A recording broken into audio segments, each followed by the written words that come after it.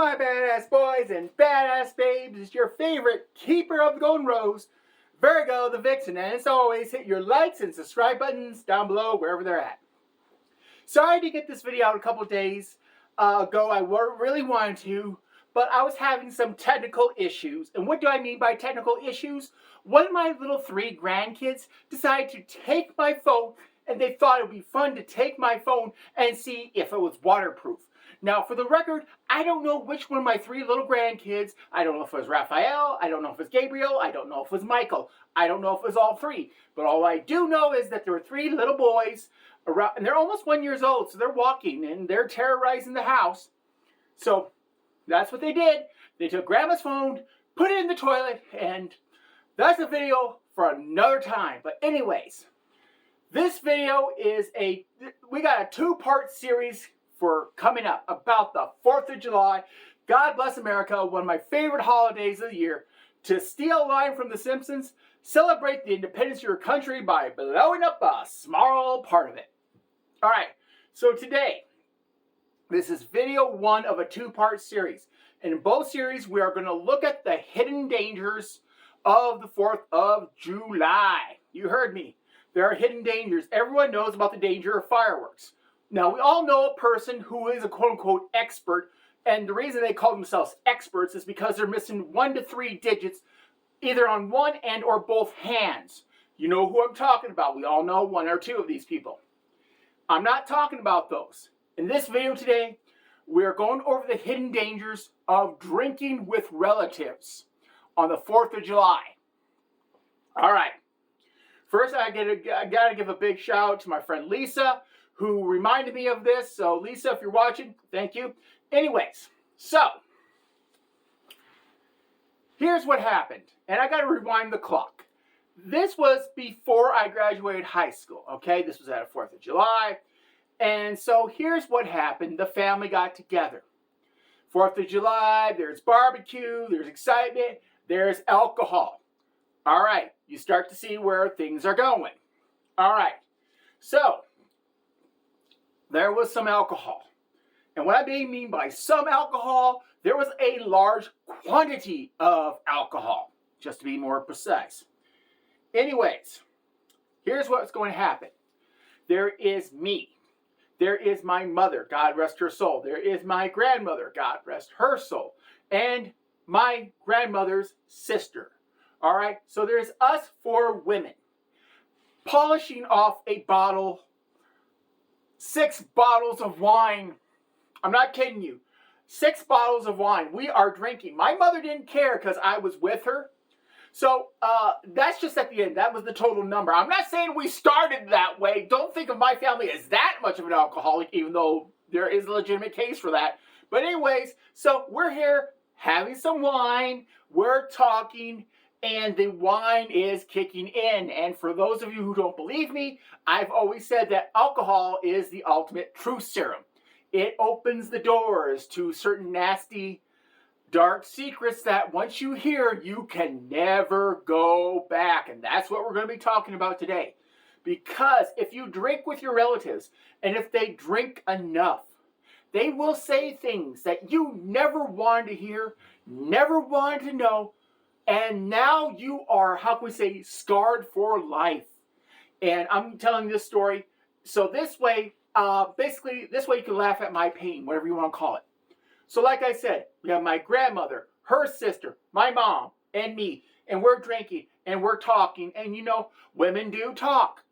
Guess what, guys? We talk about a lot of things, and one of them is sex. Okay. Normally, my mother and my grandmother would not discuss this issue with me, all right? They wouldn't dare tell me these things, you know, because maybe I wasn't old enough, or maybe they were ashamed. In some cases, I can see why they were ashamed, and we're going to talk about one of those cases. All right, so we're probably about halfway through the 6 bottles of wine. We're all feeling good. We're all feeling, you know, kind of relaxed. All right, and I may have, in my great aunt, asked me this question. Have I had sex? And I was about maybe 16, 17 at the time. And hey, I was drunk. I was feeling good. And I gave an honest answer. I've had sex. Yes, I've had. And then I may have, mentioned a small number that may be closer to a double digit that I'm just saying I'll just say I was very active in my youth.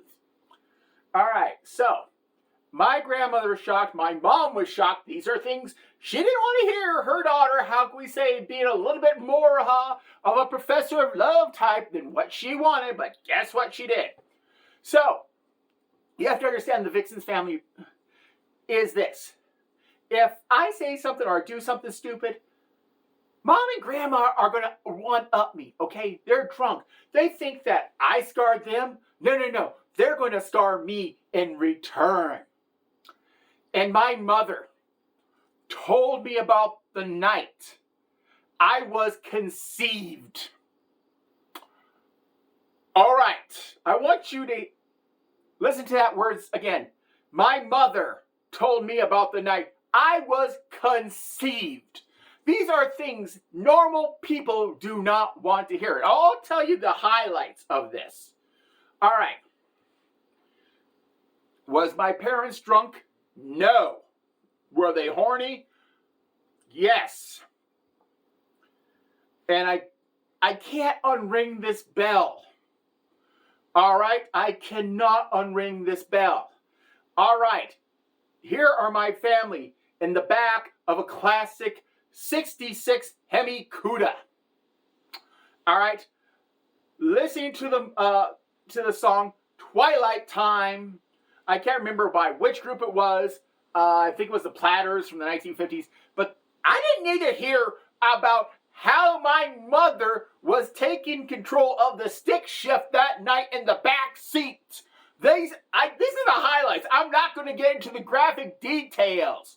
But needless to say, that scarred me. And now my mom is laughing. She thought she got it one up. Oh no! My grandmother decides to play the trump card of them all. My poor great aunt is over here clutching her chest. And I'm trying to point out the woman's having a heart attack. And my mom and grandma say she's faking it. She just doesn't want to hear this. Needless to say, we did call the ambulance at the end. But for a different reason. All right, don't judge. Long story. We did call the ambulance. She was having a heart attack for a different reason, but not for the one you're thinking. I'll tell you about that in a moment. Anyways, Grandma decides to top it all off. All right. So, what does Grandma say to scar me and Mom even further? She talks about my grandfather's genitalia size and how big it was in very graphic detail. And my grandmother, you have to understand, she was an older woman. She was in her 50s, late 50s, early 60s, all right? The last thing anyone wants to hear, I don't care who you are, the last thing anyone wants to hear is about how an elderly woman was getting it on with him yesterday on the dinner table. My grandfather was still alive, and apparently they got into the mood, a little frisky, a little bit of alcohol. What do I mean by a little? I mean half a bottle later, all of a sudden, there was a moray in the air, and next thing you know, they're bumping uglies on the dinner table, the place where we're sitting at and talking. All right.